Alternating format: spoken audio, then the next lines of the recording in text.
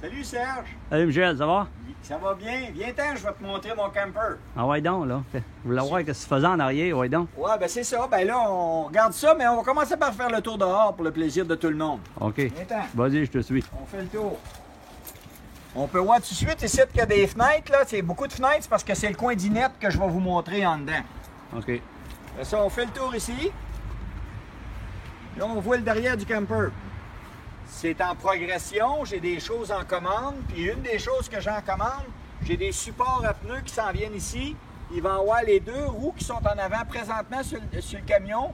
Style Overlander, on va avoir des supports, on va avoir une roue là, et une roue là ici pour faire Style Overlander avec tout le temps deux tires spare qui suivent.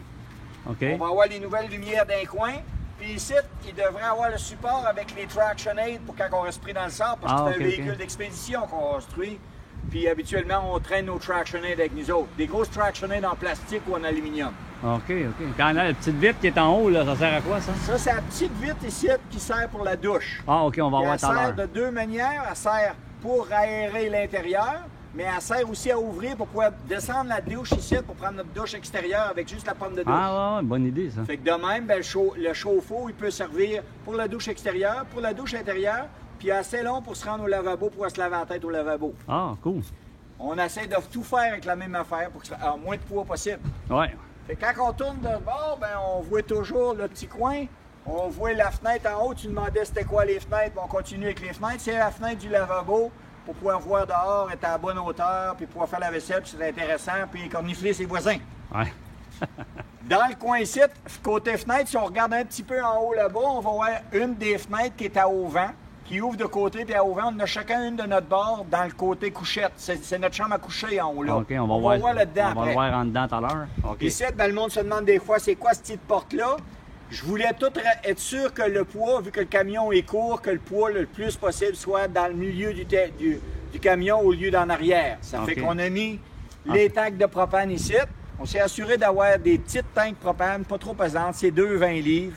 Je vais pouvoir, quand il y en a une de vide, on peut aller la changer, la remplacer. Puis le système de régulateur qui va être là, choisit la tank la plus vide, finit de la vider, puis switch automatiquement sur l'autre. Simplement, on n'a rien à faire. OK, tu t'occupes pas de rien. On ne s'occupe pas de rien, puis on a juste besoin à partir. Quand une tank est vide, on part, on va la changer, on la remet là, mais on n'arrête pas rien de nos affaires. OK. C'est Ça, cool, ça. C'est le petit coin. Fallait avoir cette petite porte-là, comme tout le monde sait, mais tout le monde ne l'a pas comme ça. C'est juste le bouchon à gaz. Ah, OK, t'as fait une petite modification. Ouais, il a fallu modifier pour le bouchon à gaz. OK, c'est cool, ça. Puis là, bon, on s'est installé. Bonjour. Ça va bien? J'entendais parler de ton VR. Merci. Oui, on est en train d'en parler. On a bien de la visite ici, chez Forêt. Là, ben ça, c'est le petit coin pour mettre le gaz avec la petite porte qui barre. Parce qu'on voyage beaucoup dans des lieux un petit peu sauvages. Ouais. Puis on veut être sûr que personne ne va jouer là-dedans. C'est bon, ça. Simplement. Après ça, on continue notre petite visite. Le petit coin là, bien là, on a le petit coin spécial parce qu'on n'a pas pris, on a un 4x4, on a un pick-up, on a un VR, on a tout mis ça ensemble, mais on voulait garder la qualité VR. La qualité VR, c'est pouvoir se rendre du volant au VR directement. Ce que c'est qu'on a fait, si vous pouvez, venir voir. Okay. Là, on peut voir l'intérieur qui est accessible. Je peux ouvrir ça aussi. On peut voir l'intérieur qui est accessible par la cabine. La cabine a été découpée. Elle va être refermée en beauté. On s'est assuré de bolter ça ensemble pour que ce soit solide. Puis là, on va avoir deux petits bancs pliables en arrière pour faire garder notre 4 places avec les ceintures originales Ford. OK, les petits bancs, c'est chaque côté. Oui, mais je vais y aller là pour vous montrer où ça va être. Mettons que ça, c'est le petit banc. Le petit banc va être bolté ici, puis il va pouvoir ouvrir de même pour s'asseoir. De la visite ou les enfants. La visite, les enfants, les petits-enfants, n'importe quoi. Puis là, on va pouvoir le remettre de même, puis ça va garder le passage. Puis l'accessibilité ici, c'est pour nos chaises le temps qu'on voyage. Okay. On a tout le temps des chaises d'extérieur, des chaises longues, des chaises courtes. On vit dehors, on est des nomades. Ah, mais je sais que t'as un chien aussi, fait que ça va servir de lit à ton chien. Il va y avoir le lit de chien ici qui va être installé aussi. Belle place, ça. Ouais, c'est très important. Là, on peut fermer ça. On continue notre petite visite dehors. Le camion, ben, il y a 52 000 km, c'est un 2011. Puis on l'avait acheté neuf, ça fait qu'on avait l'assurance d'avoir quelque chose de fiable. Avec un petit V6, très économique. On a déjà fait 13 litres au 100 avec les pneus d'été. C'est un automatique ou un manuel? C'est un automatique, 6 vitesses avec un V6. C'est la perle rare, puis il est 4x4 à demande. on continue notre petite visite. Là, vous voyez la capucine en haut, c'est quand même assez large. C'est à 88 pouces de large, 84 pouces clair en dedans. Hauteur totale, ça te donne quoi, Michel? Total, on est un petit peu moins que 10 pieds avec les panneaux solaires qui vont être installés. OK. On voulait moins de 10 pieds pour l'assurance de pouvoir utiliser les garages normaux pour les changements d'huile puis l'entretien quand on voyage. Ah ouais, ça, sinon, bon, on se ramasse dans des places de VR puis ça coûte trop cher. Fait qu'on venez-vous-en, on va faire un tour, on va aller voir ça en dedans. Comme tous les Overlanders qui sont un petit peu plus hauts et qui veulent être mobiles, ben on a notre petite porte qu'il a fallu mettre la plus petite possible parce qu'on n'avait pas beaucoup de place pour la mettre. Puis on a tout le temps le beau petit banc qui est là, que tout le monde trouve bien bizarre et bien drôle, mais c'est le plus fiable et le plus facile. Parce que si on est entre deux chars dans un parking, on peut toujours le mettre de même, on a juste besoin de la largeur de porte pour pouvoir continuer. Si on mettrait une 4 marches standard pour aller là, elle viendrait ça là, on ne pourrait pas se parquer dans les parkings. Le plus compact possible. Oui, ça fait la place. Fait qu'entrez voir ça. Oh, on va monter.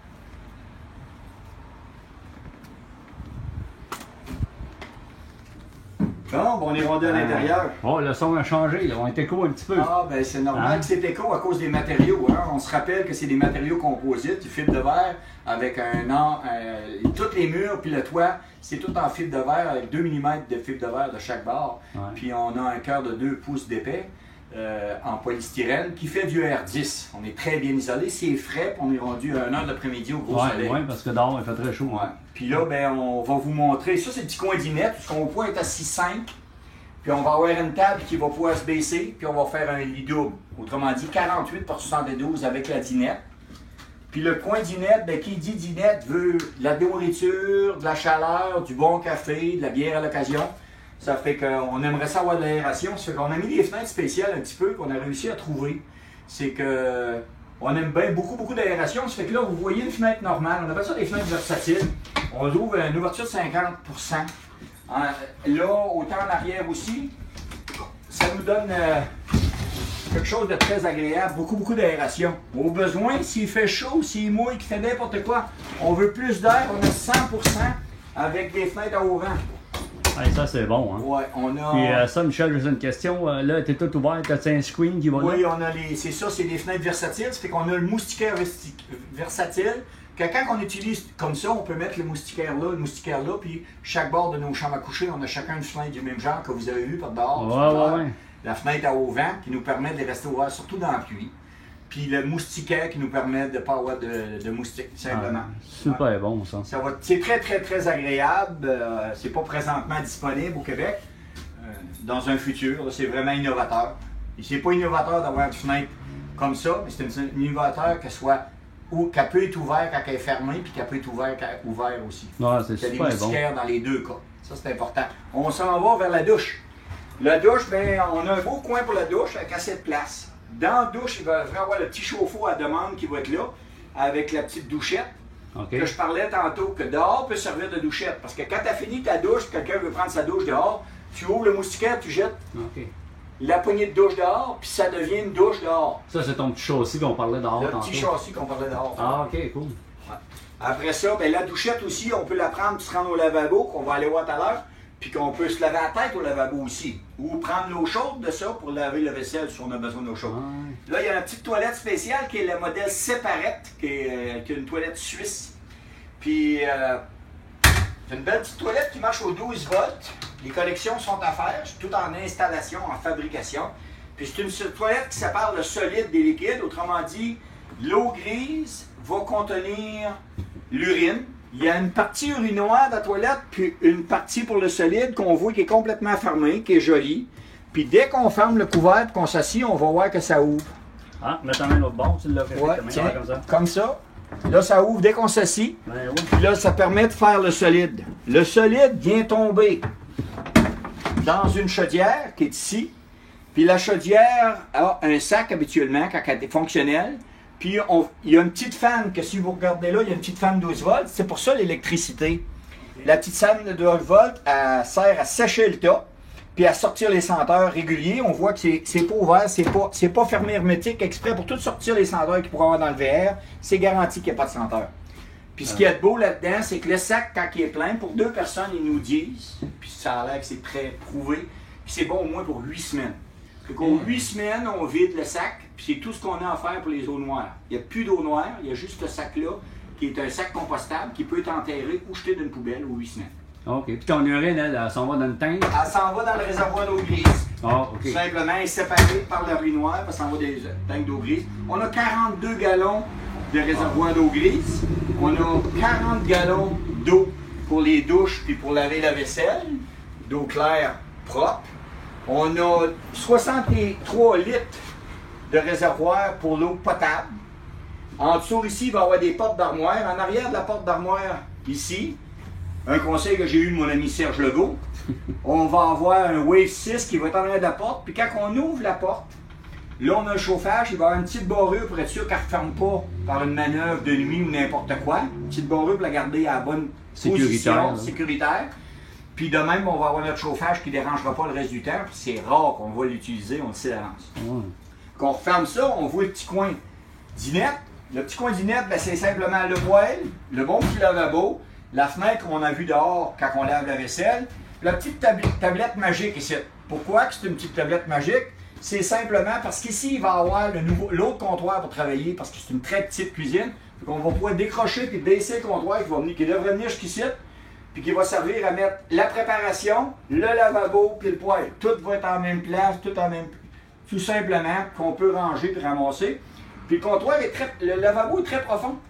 Ça sert à faire le lavage, laver nos bobettes, laver nos t-shirts, une paire de jeans de temps en temps. Okay, il est assez gros pour ça. Fait que c'est encore une grosse économie, puis c'est accessible, c'est facile, c'est propre, ça va bien. Puis quand on part en voyage, le lavabo, tous les matins, il sert à la même affaire. Dès qu'on prend la route, tout ce qui traîne qu'on n'a pas ramassé s'en va dans le lavabo. Principalement la pinte d'huile pour friture, de cuisson, les petites bouteilles toutes les affaires qui traînent sur le comptoir d'habitude vont dans le lavabo avec les linges à vaisselle pour être sûr que ça ne cogne pas ensemble et que ça ne brise pas. Puis comme tu dis, si ça coule, ça va couler dans le lavabo. Oui, ça c'est... Ici, à côté, on a le vrai. Moi, je vais me tasser un peu. Oui, bien, viens en arrière. On peut regarder ça de là, si tu veux. Oui. Bon, là, on peut voir le frigidaire. Oui, ben, c'est les frigidaires que les autres m'ont montré. Je ne veux pas prétendre que j'ai appris ça tout seul. C'est les gens de Québec Vanning, puis les gens d'un peu partout qui m'ont parlé de ça. Puis que je pouvais avoir un beau frigidaire 12 volts à compresseur qui tirait seulement 4 ampères-heure. Lorsqu'il fonctionne. Donc, pas de propane. Plus de propane pour le frigidaire, c'est fini. Plus d'électricité 110 non plus. Jamais besoin de se collecter. Je vais avoir 2 panneaux solaires sur le toit avec un MPPT. 4 batteries 6 volts qui va servir de banque pour le courant. L'énergie. Puis le frigidaire qui marche à ça, qui est assez grand, c'est 4,5 pieds. Ouvre donc ton petit... C'est un Novacool, le congélateur, un beau petit congélateur. C'est quand même bien, hein? Ouais, c'est très très bien. Puis supposément qu'il y a même la lumière là-dedans. Une Dell, là, je vais voir en chemin, mais il y a un petit panier à légumes. C'est vraiment... il y a tout ce qu'il faut. On est bien, bien contents. C'est ce qu'on avait dans notre autobus, la même grandeur. OK, on a parlé de propane tantôt, là. Si je comprends bien, tu vas avoir quoi qui mange au propane? Le propane, là, on a vu les 2 tanks. Le propane va tout dans le coin ici. Il y a juste le poêle, le chauffage, puis le chauffe-eau. Qui sont tous dans le même coin. C'est juste ça qui va marcher au propane. OK. Aussi simple. Puis, vu qu'on a des tanks séparés, on est sûr de jamais manquer de gaz. Ça n'arrivera pas. Ça prend rien. Ouais. Après ça, ben là, on regarde le fond ici. Ben là, on s'aperçoit que ça, c'est la capucine qu'on a vue sur le dessus du câble du camion. Ouais. Bien, ça, c'est notre chambre à coucher. On a parlé qu'on avait déjà un beau lit double là, 48 par 72. Ici, on en a un de 54 par 76, un beau matelas de foam de 6 pouces qui s'en vient ici. Puis de chaque bord ici, on peut voir la ligne, il va y avoir un petit mur qui monte ici, puis on a chacun notre garde-robe. Fait qu'on a chacun un bel espace de rangement qui fait 6 pieds de long par 6 pouces par 14 pouces de large, en bas, chacun de notre côté. Plus chacun, dans les rangements ici, on va avoir chacun 6 bacs qui vont être dans ces armoires-là pour mettre notre linge personnel. Fait que c'est la chambre à coucher puis nos 2 garde-robes en même temps. On peut appeler ça la chambre à coucher. Et tout ton affaire électricité, c'est contrôlé où ça? Tu vas avoir un contrôleur puis tout? Oui, bien les panneaux solaires vont au-dessus de la capucine ici. Parce qu'on essaie de tout garder le pouls en avant pareil pour avoir à ajuster. Au pire, aller lever le devant, mais on veut pas baisser le derrière. C'est ça qui est important. Puis ici, ben, il va y avoir un petit mur ici, le bout du garde-robe ici, puis le MPPT va être là, puis toute la distribution du courant 12 volts avec les boîtes à fusibles. Fait que tout va être facile. Aussitôt, toutes les fois qu'on va sortir dehors, qu'on va rentrer dehors, on va pouvoir regarder ça. On va tout de suite un œil dessus. Ici, on peut voir la porte que je vais refermer pour le plaisir. porte conforme pour le plaisir, puis que c'est très agréable aussi. Elle peut être barrée, elle peut être ouverte, c'est pareil. J'ai pas encore vraiment l'habitude de m'en servir. Ah, t'as pas encore commencé à l'utiliser. Ouais, c'est comme ça. Là, c'est bien le fun, parce que ça, c'est la poignée pour le débarrer aussi. Ouais. C'est ça que ça a l'air. Super le fun, ça, mon Là, Michel. je peux vous montrer mon trou à batterie. J'aime bien. Si tu recules juste un petit peu, Serge. Recule, si tu veux. On va juste me tasser par ici. On va faire la petite danse par là. Ah ouais, là, pas de problème. de côté, vous êtes trompé. Désolé pour les dos qu'on a montrés. Puis là, ici, ben, c'est le petit coin batterie qui est tout en stainless, qui est très ventilé. Il va avoir 4 batteries. Ça devrait être de la Crown ou quelque chose du genre, du 6 volts, 250 ampères à peu près. Ah, tu vas avoir du power là. Ouais, Là, je vois que tu as fait des trous en bas aussi. Oui, beaucoup d'aération. Puis chaque batterie va être isolée les unes des autres avec du styrofoam. Isoler des parois, isoler entre les autres, puis une en dessous. Pour être sûr qu'il n'y a aucune friction, qu'il n'y a rien qui s'use, qui se cognent brise, pas ensemble. qui ne se cognent pas. Ouais. Puis le fait que c'est accroché, on va avoir 2 barreux qui vont tenir les batteries là aussi en cas de... Quand arriverait un accident, n'importe quoi, on tombe d'un fossé que les batteries ne sortent pas pour aller mettre le feu. Ah, ok. Parce qu'on entend des histoires d'horreur avec des batteries qui n'étaient pas attachées. Ouais. C'est ma volonté que ce soit bien attaché et bien sécurisé. Puis un panneau d'accès facile parce que je ne veux pas mettre des batteries très spéciales et dispendieuses. J'aime mieux mettre des batteries plus ordinaires, des batteries avec l'acide, qui est pas mal moins cher. Puis, puis au bout de 5 ans, tu échanges, au lieu d'en prendre qui va supposément durer 10 ans, puis qu'au bout de 8 ans, ben, tu commences à te dire, il faudrait les changer parce qu'il me semble qu'ils sont plus bonnes comme avant. J'aime mieux arriver au bout de 5 ans et dire, bon, j'en remets 5 autres, puis là, il y a aussi ce que tu as besoin. Dans le fond, tu as besoin de courant pour ton frigidaire et tes lumières, et puis peut-être une TV. Fait que c'est comme il va avoir du courant en masse. Ben, Michel, c'est super beau. Ben impressionné.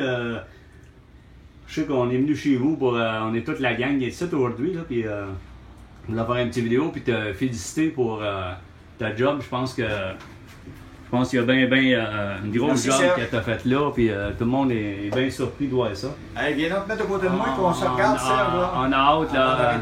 On a bien hâte de voir qu'est-ce que ça va donner, même un coup peinturé, peut-être pas cette année, mais éventuellement. Ouais, tout fini. Ouais, c'est bon. Bon, ben, on va essayer de me mettre en avant, mais là, faut que je revienne la caméra de bord. On va essayer ça, ouais, d'un fois. Si on fait ça comme ça. Ben, hein? Salut tout le monde! Ah, puis en passant, désolé, on sera pas ici cet hiver, on va se remettre en Arizona. Puis moi au Mexique. Je ne serai pas avec mon ami Serge, mais. Pas facile la vie. C'est pas facile. OK. On va s'ennuyer. Salut Michel. Bye, vous autres.